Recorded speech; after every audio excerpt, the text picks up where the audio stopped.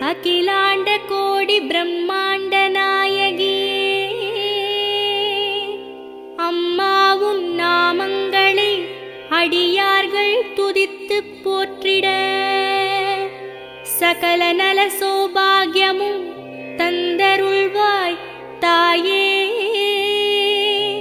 ஷண்முகன் கணபதியின் அன்னையே வாழி.